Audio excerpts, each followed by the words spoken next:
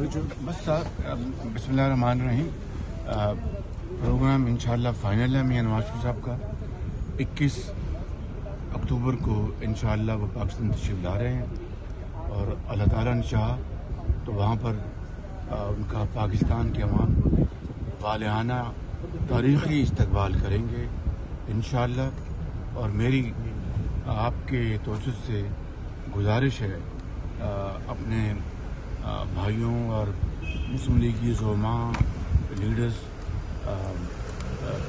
के वो अब बैरून मुल्क का सफ़र 21 अक्टूबर के बाद करें और कायद की जो एक फ़कीरुल मिसाल जो उनकी वहाँ पर वेलकम करना है उसके लिए वो तैयारी करें।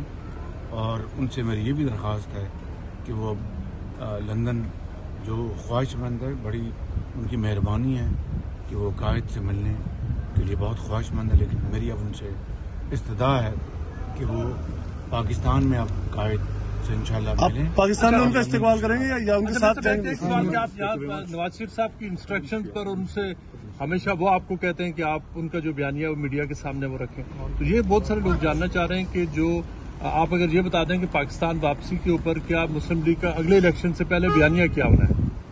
देखिए, अल्लाह ताला के फजल करम से मियां नवाज शरीफ मेमार हैं पाकिस्तान की तरक्की और खुशहाली की, और उन्हीं के दौर में 20-20 घंटे के जो बिजली के जो बंदिश थी वो ख़त्म हुई और अरबों डॉलर के सी पैक और पाकिस्तान के अपने वसाइल से 12,000 मेगावाट बिजली पैदा करके ये लोड शेडिंग का खात्मा हुआ।